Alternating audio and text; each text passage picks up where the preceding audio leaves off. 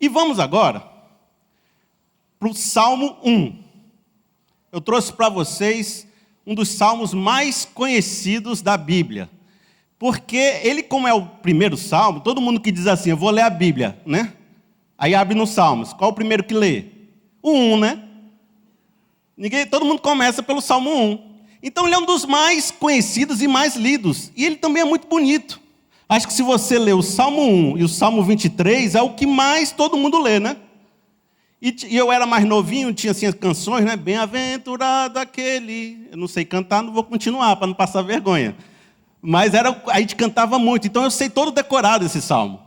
É um salmo assim que acompanha toda a nossa existência. A gente aprende quando é criança, a gente fala quando é adolescente, a gente fala quando é jovem, quando é adulto. É sempre um salmo meditativo. Olha só o que ele diz, versículo 1.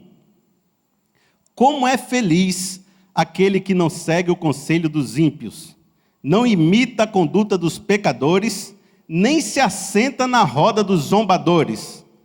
Na tradução mais antiga que a gente decorou, escarnecedor. Versículo 2. Ao contrário, sua satisfação está na lei do Senhor, e nessa lei medita dia e noite. É como uma árvore plantada à beira de águas correntes, dá fruto no tempo certo, e suas folhas não murcham. Tudo o que ele faz prospera. Não é o caso dos ímpios, são como palha que o vento leva. Por isso os ímpios não resistirão no julgamento, nem os pecadores na comunidade dos justos. Pois o Senhor aprova o caminho dos justos, mas o caminho dos ímpios leva à destruição. E esse salmo, dependendo do momento da vida que você está, você percebe coisas diferentes. Quando eu era adolescente, outra época, uma época assim que... As pessoas na época que a gente é adolescente sempre tentam evitar que a gente vá para a bagaceira, né? Sempre tenta evitar que a gente meta o pé na jaca, que a gente faça tudo errado. Então, qual era a parte desse salmo que se mais recitava? Não escute os conselhos dos ímpios, não se detenha no caminho dos pecadores, não se assente na roda, porque, olha, o mundo vai comer você, o mundo vai acabar com você, você tem que ficar onde? Sentar onde? Na igreja, né? Na igreja é lugar de sentar, de conversar, de participar do culto. Olha lá, o pessoal do mundo, o pessoal é complicado, não vá não. Então, na adolescência, eu sempre ouvi esse salmo como uma coisa assim, tome cuidado. Mas são conselhos bons, não são não? Você daria um conselho desse para o seu filho? Eu daria esse conselho para o meu filho. Meu filho, não escute conselho de quem não teme a Deus, não. Conselho de pessoa que tem um coração mau. Meu filho, não fique na roda desses meninos que não quer nada com a vida, zombador. Sabe qual é a tradução de zombador? Escarnecedor? Tem aquela mais clássica, que diz assim, alguém fofoqueiro. Vocês se sentem em roda de fofoqueiro? Que fala mal de todo mundo da igreja, aquele pessoal assim, fala da vida dos outros. Maldizente, afrontador e desrespeitoso. Essa aqui é a tradução clássica, todo mundo sabe. Não sente na roda das pessoas que falam mal dos outros. Mas tem outra tradução muito melhor que eu acho. É assim, escarnecedor é aquele que não ouve o conselho de alguém e despreza a sabedoria. Quer dizer, há um conselho sábio, a gente viu, não siga o conselho dos ímpios. Então há conselhos ruins. Mas existem conselhos sábios e o escarnecedor não os escuta e os despreza. É como assim um pai que tenta chegar no filho e dizer, meu filho, não faça isso, e o filho, eu não estou nem aí para você. Então, muita gente que viveu a vida na igreja e recebeu conselhos como esse, nem sempre foi tão ruim não, nem sempre foi uma igreja, porque a igreja é legalista e lá fala assim não. Às vezes preservou a nossa vida. E a gente não se envolveu, não se meteu em coisa complicada, e a gente está aqui hoje, feliz, saudável, bacana, e a gente fala para o nosso filho, não faça isso não. Quando eu estava mais jovem, comecei a trabalhar profissionalmente, eu queria ganhar o mundo. Eu queria ser um excelente profissional, queria ganhar dinheiro, queria ter dinheiro para sustentar minha família, queria ter um nome reconhecido, queria ter um trabalho assim que as pessoas dissessem, parabéns, Felipe. E a gente vivia na época uma igreja chamada uma igreja empresa. Então na igreja tinha planejamento estratégico, missão, visão, propósito, ministérios, vamos alcançar, vamos conquistar, vitória. Esse salmo parecia, sabe o quê? Você tem que dar frutos. Você tem que ser uma árvore que dá frutos. Você tem que ser uma árvore estável, sólida, junto a ribeiros de água, que não haja variação. Porque uma igreja, um ministério tem que dar frutos. Quantos frutos você tem dado? Resultados. Quantas pessoas essa igreja converteu? Quantas pessoas essa igreja alcançou? Qual é o tamanho do templo? Já aumentou? Já diminuiu? Quantas salas de escola dominicais? Quantos pequenos grupos? Frutos. E dependendo do momento da sua vida, parece que a gente olha o Salmo e tira coisas diferentes. Mais velho, eu olho o Salmo hoje, e olho nossa sociedade hoje, e me pergunto, como é que esse Salmo falaria para nós hoje? Como esse Salmo poderia trazer lições bacanas para nós hoje? E tem 2 versículos que falam muito ao meu coração, eu queria trazer para vocês. Olha só, o versículo 1, que diz assim: como é feliz aquele que não segue o conselho dos ímpios. E o versículo 4, não é o caso dos ímpios, são como palha que o vento leva. Se a gente pudesse juntar esses 2 versículos num versículo só, fazer uma frase assim completa, olha como ele ficaria. Algo assim: ouvir o conselho dos ímpios é uma frase. Ouvir o conselho dos ímpios me transforma em palha que o vento leva de um lado ao outro. Porque a Bíblia aqui está colocando, existe um conselho que lhe torna uma árvore estável, que ela continua, persevera e dá frutos.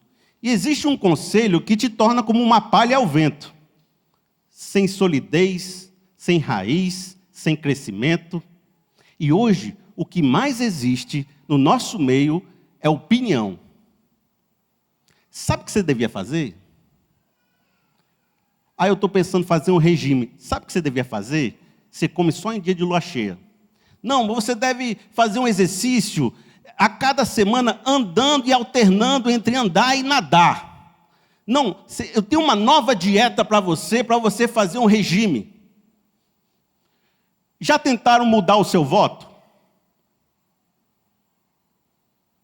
Já tentaram fazer você votar em outro candidato?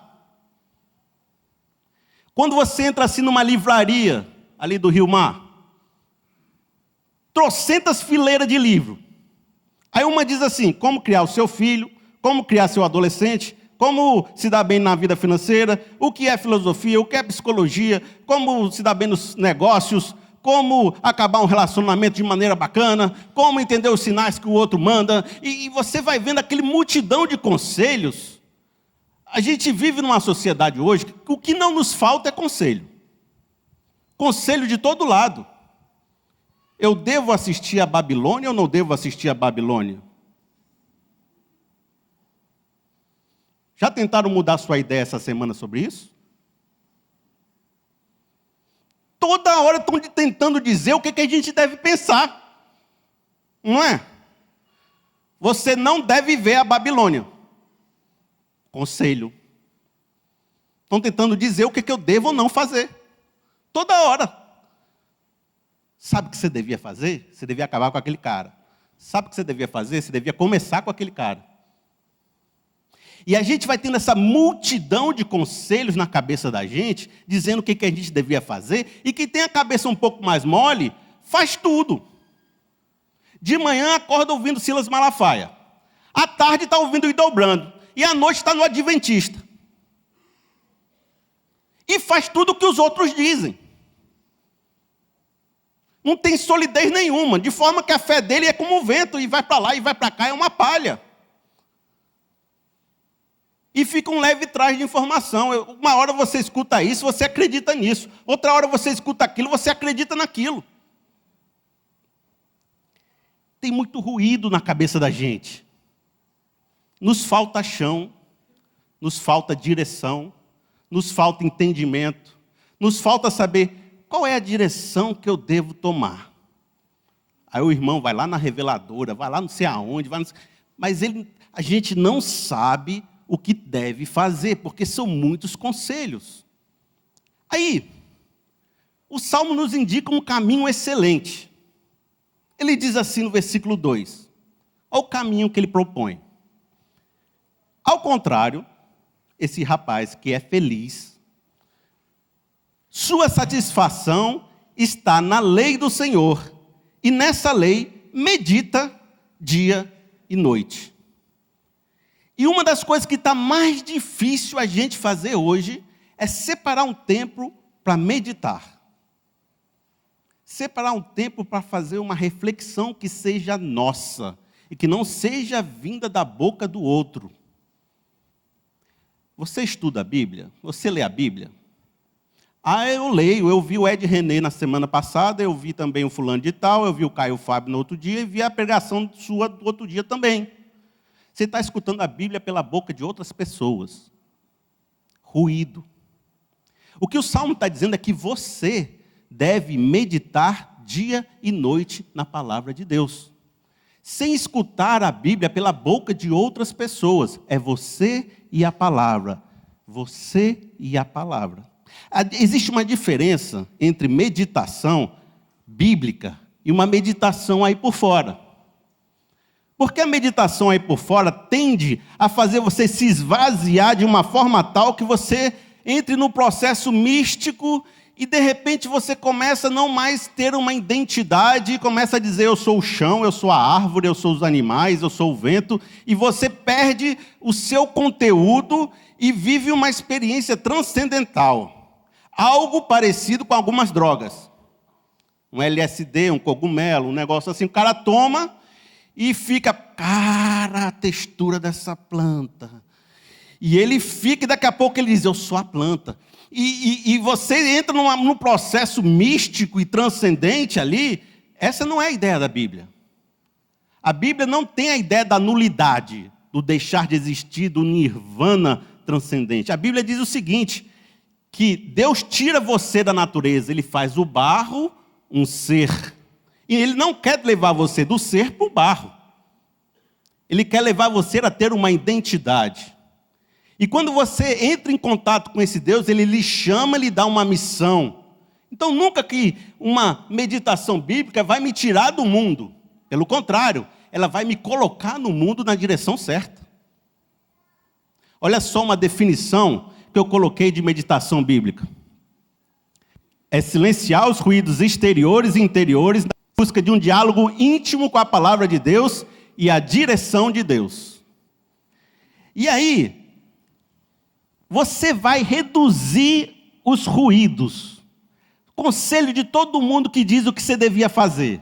A meditação vai tirar esses ruídos, vai silenciar sua mente e você vai poder ter um diálogo íntimo com a palavra de Deus na busca de uma direção de Deus para a sua vida. Mas às vezes a gente precisa de um passo a passo. Como é que eu faço uma meditação bíblica legal? 6 passos para a gente fazer uma meditação bíblica, certo? Vamos aprender. E ela é baseada nos chamados pais no deserto. Houve uma época em que um grupo de cristãos decidiram ir para o deserto, fugindo da sociedade que estava muito corrupta. E esses foram padres que criaram os monastérios, chamados pais no deserto. Eles criaram um procedimento chamado a Lectio Divina, que são passos para você entrar em meditação bíblica. Eu vou trazer isso porque eu achei muito bom. É bom, então a gente aproveita. Olha só, passo 1. Uma oração para acalmar a sua mente. Então você vai pegar a sua Bíblia para fazer essa meditação, para acalmar os conselhos e encontrar uma direção de Deus. Você vai acalmar e você vai fazer uma oração. Senhor, agora eu quero entrar em contato contigo, eu quero que você acalme meu espírito, eu preciso ter um momento de paz. Você fecha a porta, bota os meninos para lá, você chega mais cedo no trabalho, você fecha a porta do seu gabinete, você tem um momento ali, uma oração para acalmar o seu espírito, certo? O segundo é, leia uma passagem bíblica. E aí na revista que a gente entregou, tem ali um plano de leitura. Se você não sabe por onde começar, o que eu faço? Eu abro no meio ou aponto o dedo, vai lá no plano de leitura, pega ali, dia tal, plano de leitura. Aí você lê aquela passagem bíblica. Então você lê, relê um pouquinho, e o terceiro passo, você começa agora a confrontar essa passagem com a sua vida. Você pergunta, o que eu estou vivendo tem a ver com o que essa passagem está dizendo? Haveria maneira de eu viver diferente? Eu concordo com o que a passagem disse? Faça um diálogo com a passagem. Poxa, eu tenho dificuldade de entender isso daqui. Eu não concordo muito, não. Ou você diz, poxa, é isso mesmo, eu estava precisando ouvir essa palavra. Você vai fazer um confronto dela consigo mesmo. No quarto passo, você vai agora levar essas questões para Deus. Você vai entrar em oração de novo. Vai dizer, Senhor, eu li sua passagem, eu li a passagem da palavra de Deus, eu não concordo com isso, eu concordo com aquilo, eu aprendi isso, Senhor, me explica aquilo. Então você vai entrar no processo de dialogar com o Espírito Santo de Deus sobre a passagem. E ele vai ministrar na sua vida. Ele vai começar a dizer, mas meu filho, eu tenho isso para você, eu tenho aquilo. É um processo. No quinto passo, você vai agora ficar em silêncio. E vai entrar no momento contemplativo. Você vai esperar que Deus fale com você. E você vai ficar lá, esperando que Deus ministre ao seu coração, respirando, esperando que Deus lhe dê uma direção. E geralmente Deus fala nessa hora. Deus ministra em você nessa hora. E o sexto passo, um dos mais importantes, saia e aplique essa palavra na sua vida. Depois de fazer isso tudo, de refletir, de ouvir a voz de Deus, é hora de se levantar e agir. Se levantar e atuar no mundo. E você pode perguntar assim para mim, como isso pode me ajudar no dia a dia? Porque eu quero ser essa árvore plantada junto a ribeiros de água. Mas como é que uma meditação pode me fazer ser essa árvore? É uma promessa? Isso é uma promessa? Se eu meditar tipo mantra, né? Bem-aventurado o homem que não anda segundo o conselho do rei, bem-aventurado o homem. Se eu meditar isso, fosse uma reza, faça 50 vezes, 15 vezes, isso vai abrir para mim caminhos? Tipo, se eu chegar de manhã no meu escritório, todo dia de manhã, começar a ler minha Bíblia meia hora antes, meu telefone vai tocar mais com o trabalho? Eu vou estar andando na esquina perigosa, vai vir um ladrão, ele não vai me ver, que eu vou ficar invisível, eu vou passar, porque há uma promessa de Deus na minha vida e não vai acontecer nada? De alguma forma, portas vão ser abertas, coisas vão ser desbloqueadas, porque eu fiz aqui um tipo de feitiçaria que foi a meditação, e agora estou liberando bênçãos espirituais, e Deus é obrigado a cumprir as bênçãos dele. Eu não entendo que seja muito assim. Lá no acampamento, eu estava sentado muito com o Rafinha do som, ele não está aqui hoje não.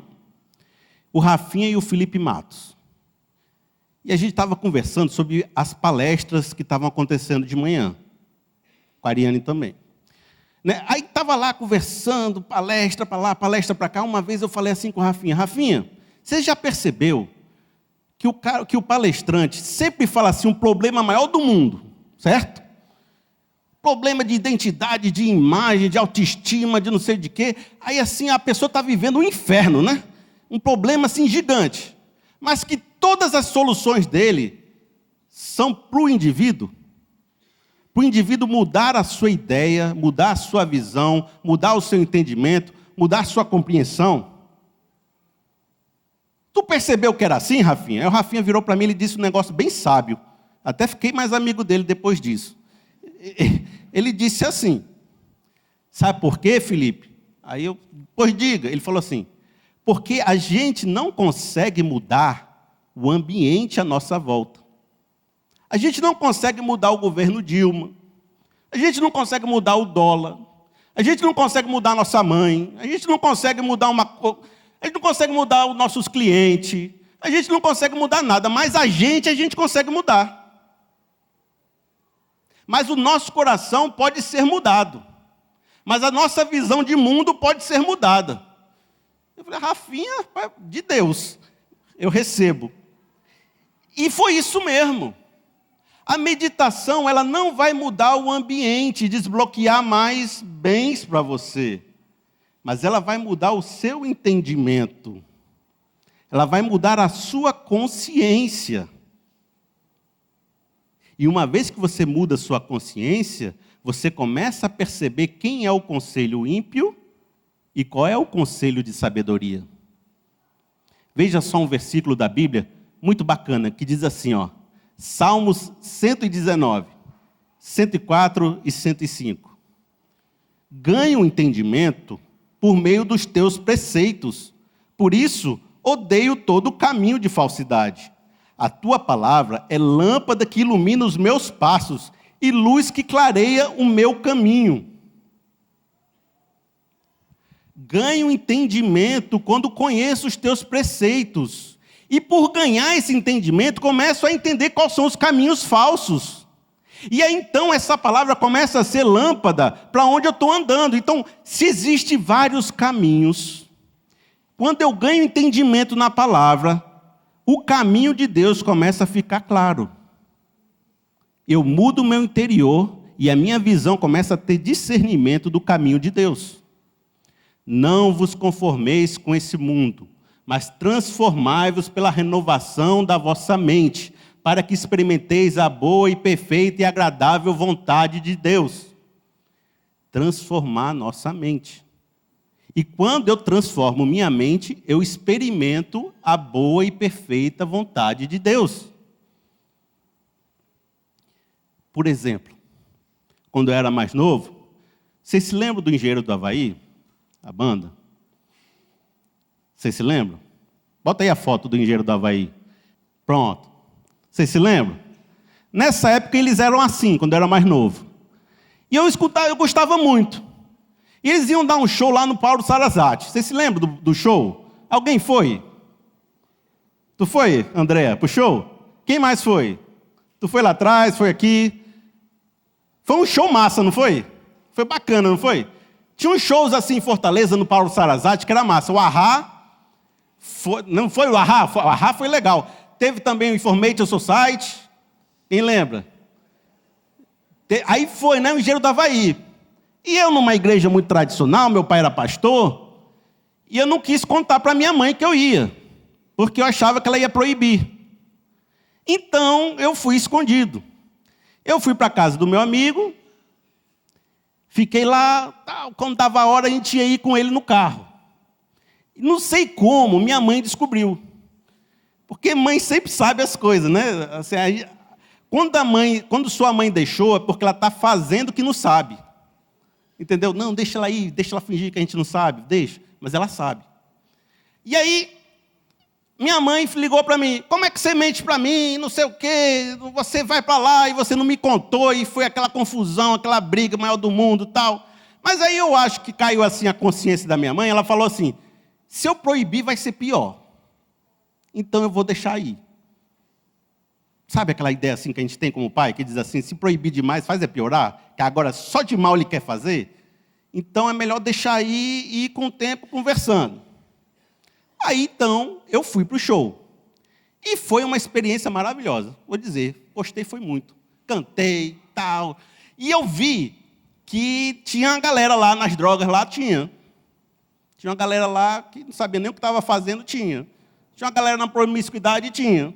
Mas eu estava bem. E voltei para casa bem. E não aconteceu nenhuma sequela comigo, eu estou bem até hoje. Ok? No outro dia eu fui para o colégio. E aí o rapaz lá da coordenação chegou e falou, olha, o fulano não veio hoje, porque ele bateu o carro ontem, porque estava morto de bêbado, e ele vai ficar 2 semanas internado. Um amigo meu tinha ido para o mesmo show, bebeu pra caramba, bateu o carro e estava lá no hospital. Eu fui para o mesmo show, fiquei feliz, estou bem até hoje. Foi uma época que eu comecei a aprender que às vezes não é o lugar que é ruim. É como eu me porto no lugar. Não é a coisa que é mal. É como eu ando naquela coisa. Quando você vai no seu computador, você pode acessar um monte de site pornográfico. Ou você pode ver um bocado de coisa boa. Quem está decidindo o que você faz? É a sua consciência. Ninguém está lá te olhando. O que você está vendo? No máximo, tua esposa vai dar uma olhada no histórico. Não é? A pessoa esconde, né? Apaga, faz um jeitinho lá. Quem está decidindo? O computador é o local. Quem vai mostrar se o computador está sendo uma ferramenta boa ou ruim é a minha consciência. Por isso que a Bíblia fala, medita para que a sua consciência cresça, seja transformada. Porque aí, quando você vê a multidão de conselhos e caminhos, você vai saber andar por eles e ser uma árvore frutífera. Eu devo ou não assistir a novela Babilônia? Eu não sei. Eu sei que você deve ter capacidade para discernir isso. E eu não devo ser o cara que diz sim ou não para você. Eu sei que você deve ser aquele cara que chega na televisão e seja capaz de dizer, isso aqui é uma ideologia do autor. Eu sei o que ele está falando. E eu sei o que ele quis dizer. Mas eu creio em outra coisa. Isso aqui é entretenimento. Vou assistir de boa. Você deve ter esse discernimento. E não uma regrinha, posso ou não posso fazer. Você que deve entender e olhar e perceber qual é o caminho bom. Porque se você não tem capacidade de ver uma novela e discernir, eu também diria para você nunca assistir uma mensagem do Malafaia. Porque você vai ter lá coisas que são coisas do ministério dele, que ele está dando uma ênfase exagerada, e você não vai ter discernimento para perceber. Ele vai dizer coisas que não são bem assim na Bíblia, e você não vai ter discernimento para perceber e vai estar aceitando tudo de peito aberto. Eu também não quero que você faça isso comigo. Você deve me ouvir com discernimento. Você deve me ouvir e dizer, isso aí é verdade mesmo? Será que Deus está ministrando mesmo nessa palavra? Será que confere com a Bíblia? Faça sua reflexão também comigo e com o pastor Idobrando. Porque ninguém aqui é gado, não. A gente sempre busca que o ser humano aqui nessa igreja, ele tem uma compreensão e discernimento espiritual. Porque lá em Coríntios 2, 1 Coríntios 2, fala que nós temos a mente de Cristo, que nós discernimos espiritualmente. Que o homem que tem a mente do homem só vê as coisas do homem, mas nós não. Nós temos uma mente espiritual que é capaz de perceber as coisas espirituais. Então o Salmo diz, medita nessa palavra, expande, desenvolve, crie uma consciência capaz de discernir os caminhos que você vai seguir. E aí então, não vai ser um processo mágico, não vai ser um processo assim, que você fala uma palavrinha, uma promessa, uma palavra rema, um negócio assim que acontece na sua vida, não. Mas naquele momento você vai começar a tomar decisões mais sábias. Você vai começar a tomar decisões com discernimento. E você vai olhar para a sua vida os caminhos que podem seguir e você vai dizer, esse é o caminho de Deus, esses são caminhos falsos. E você vai perceber na sua vida, na sua relação familiar e vai dizer, o conselho sábio para o meu filho é esse. O conselho sábio para o meu casamento é esse. E de repente seu casamento que estava na corda bamba começa a se solidificar, porque você começou a tomar decisões sábias. E o seu trabalho estava indo lá, balançando tal, e você começou a tomar decisões com discernimento do Espírito Santo. A sua mente se tornou a mente de Cristo, e ali começou a haver um processo de prosperidade. Porque a sua mente se tornou uma mente que discerne os caminhos de Deus. Você começou a seguir na trilha que Deus colocou no propósito para a sua vida. E quando você faz isso, não tem erro. Deus conhece o caminho do justo, mas o caminho do ímpio leva à destruição. É o último versículo. Então nós vamos, a partir desse momento, quando a nossa mente for sendo trabalhada, expandida, renovada, dependendo do versículo, nós vamos se tornando uma árvore frutífera, com um futuro bem construído. Diz assim o versículo 3. É como uma árvore plantada à beira de águas correntes, dá fruto no tempo certo e suas folhas não murcham. Tudo o que ele faz prospera. Uma árvore é resistente, estável e nutrida, porque é junto a ribeiros de água. E esse ribeiro de água é a palavra de Deus. Essa árvore que somos nós, que estamos perto da palavra de Deus, que é o rio, ela é bem nutrida, ela é estável, ela tem foco, ela tem direção. E agora, algo muito bacana, ela dá frutos. Jesus fala o seguinte: pelos frutos vos conhecereis. Pode uma árvore boa dar frutos maus? Pode uma árvore mau dar frutos bons? Pelos frutos vos conhecereis. E esses frutos são frutos de caráter, os frutos do Espírito. Paz, longanimidade, perdão, amor, domínio próprio. Então, quando eu sou essa árvore junto a ribeiros de água, eu começo a me tornar um ser humano frutífero, com um caráter melhor, mais íntegro, mais semelhante a Deus. E os meus frutos vão aparecendo, as minhas obras vão sendo manifestas, porque uma fé sem obras é morta. Mas sabe uma coisa legal? Ele dá frutos na estação. Ele dá frutos na estação apropriada. Quando você planta uma árvore, ela não dá fruto no dia seguinte. Quando você planta uma árvore, há um processo dela crescer, se desenvolver, alcançar a maturidade. E na estação apropriada, ela dá o fruto. Muitas vezes a gente está vivendo ainda um processo de crescimento, onde Deus está trabalhando em nós, para depois trabalhar através de nós. E na sua vida você pode não estar vendo muitos frutos ainda. Você pode não estar observando ainda muitos frutos, até questões financeiras, até questões do amor. E você diz: rapaz, eu tenho seguido a Deus, eu tenho lido a Bíblia, eu tenho orado, mas parece que Deus não olha para mim, mas parece que Deus não responde meu coração, parece que eu estou sozinho nessa luta. E eu falo com Deus e Deus se mostra um Deus calado, e eu não sei o que fazer, eu me esforço, eu coloco minha força, eu coloco meu entendimento e as coisas não acontecem. Mas há uma estação apropriada para você dar fruto. Talvez não seja hoje ainda, mas se você está junto a ribeiros de água, eu posso te dizer como promessa que você vai dar fruto. Amém? Deus vai dar fruto na sua vida. Os frutos virão na estação certa. Tem uma ilustração que eu gosto de dizer, que é assim: a bola não está contigo. Às vezes a gente quer fazer gol, mas a bola não está com a gente. Às vezes a gente quer prosperar, às vezes a gente quer lutar, a gente quer vencer, a gente quer que nossa vida esteja bem, mas a bola não está com a gente.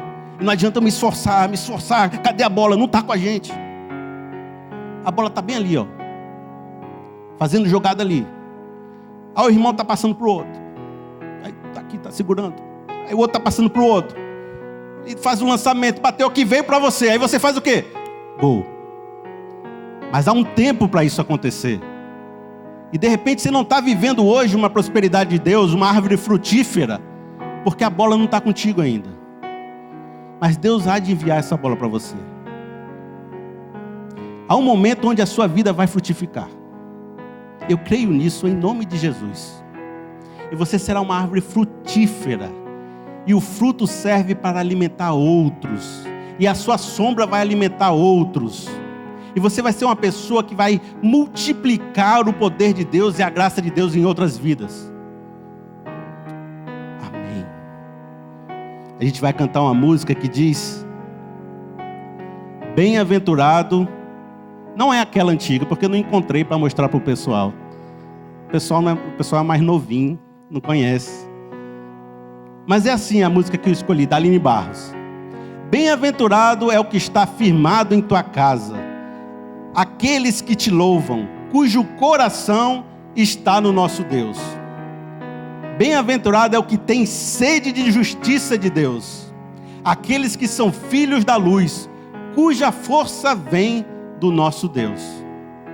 Feliz é aqueles que a sua força está em Deus.